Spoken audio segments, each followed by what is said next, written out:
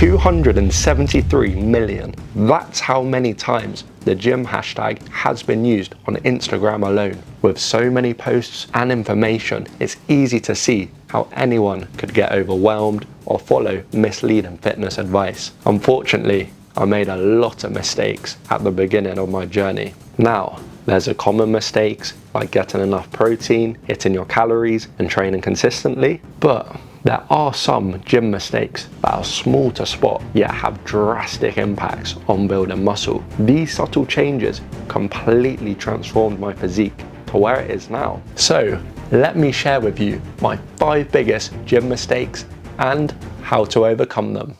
So starting with the first gym mistake, and this would be doing 3 sets of 12 for every single exercise. And although 3 sets of 12 isn't necessarily bad, doing it for every single exercise, that's a bad part. The reason behind this is due to intensity, because if you're doing, let's say 6, 7, or even 8 exercises within your workout, and you're doing 3 sets of 12 for every single one, you're just not going to be able to push to true intensity with those type of sets and reps. It will also be much harder to progressively overload when you're doing that. Training with intensity and near to failure is very crucial for muscle growth. So if you're doing 3 sets of 12 for every single exercise, you're just not going to maximize your muscle growth. Another big issue would be fatigue. So let's take a push day for example. If you do 3 sets of 12 for 3 different chest exercises, which are going to be hitting a bit of the front delt from your shoulder, and then you go into a shoulder press, your shoulders are going to be so fatigued. And then when you try the shoulder press or any of the shoulder movements, you're not going to be able to lift as much weight, leading on to less progressive overload, which is obviously what we want to avoid, as progressive overload is key for building muscle and continuing to progress. As well as the lack of intensity and the fatigue, it's also going to take you so long to do the whole entire workout when you're doing 3 sets of 12 for each exercise. Instead, what you can do is have a rep range for your exercises. So you could have a mix of strength and hypertrophy. So for strength, it could be 5 to 8 reps. And then for hypertrophy, it could be 10 to 12 reps. So you're not just blindly stopping at 12 reps when you had more in the tank. Now moving on to gym mistake number 2.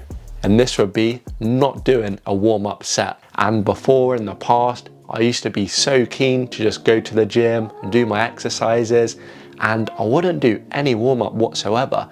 And this led to multiple different issues. The first one being mind to muscle connection, because I'd just rush in, try and lift as heavy as I could, and I just wouldn't feel it in the muscle groups that I was supposed to. And by not getting that contraction and that true mind to muscle connection, it meant that my reps weren't as great and I wasn't progressing as much as I could have. On top of not having the mind to muscle connection, not doing a warm-up could also lead to injuries, especially within the shoulders. Because if you jump into your working sets straight away without any warm-up, you're basically increasing the chances of injury, and it's just not worth it at all, especially when you're lifting heavy weights. I used to think warm-ups were so boring and they just took up so much time, but they're so important. And you can do a quick routine just like this, starting off with 3 to 5 minutes on the rower machine with a 40 to 60% intensity, or you could also do this on the running machine. After that, you could do some stretches too, and then you can perform a warm-up set on each exercise with 50% of your working weight to prime the muscles and build that mind to muscle connection.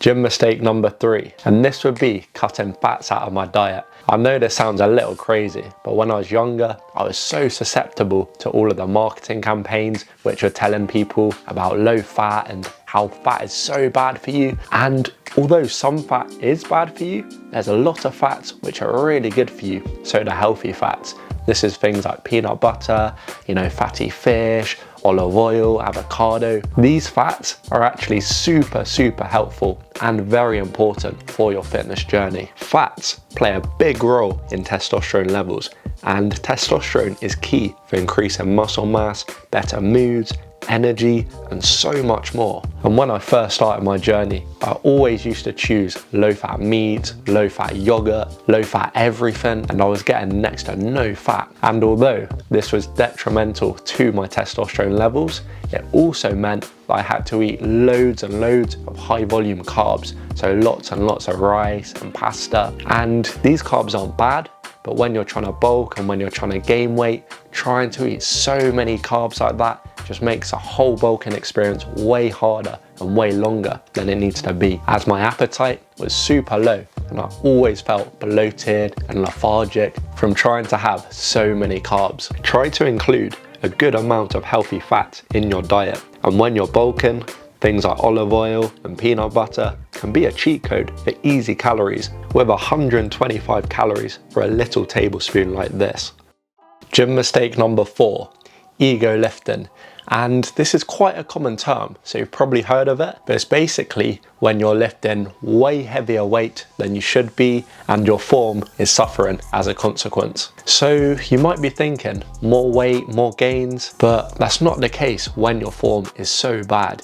Ego lifting can lead to big injuries and a limited range of motion, leading to less contractions on the muscles, and then as a result, not maximizing your muscle growth. For exercise form, instead of trying to lift weight that's clearly too heavy for you, just strip it back a little bit. So lower the weight and really focus on controlling the movement and getting a good squeeze. For visual help, you can watch form tutorial videos, like the ones I make for my clients, to ensure they're progressing with each lift. I also provide them with custom workout and nutrition plans, weekly check-ins, and one-to-one support, all through my coaching app. So, if you'd like to join, apply via the first link in the description.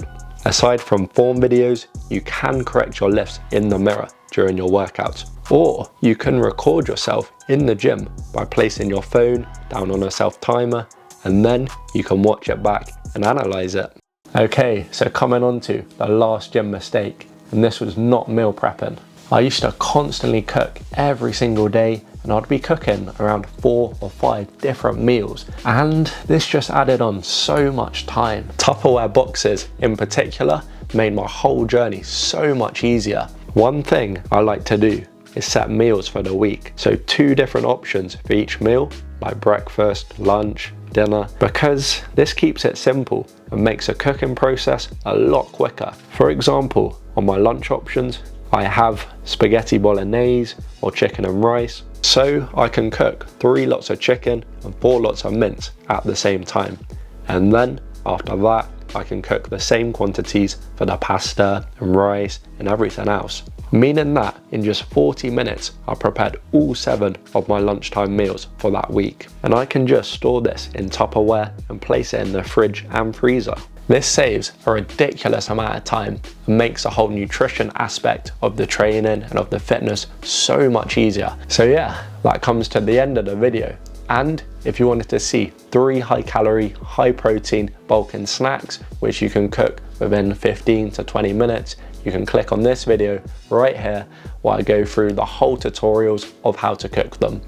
As always, drop a like, drop a subscription, and I'll catch you next time.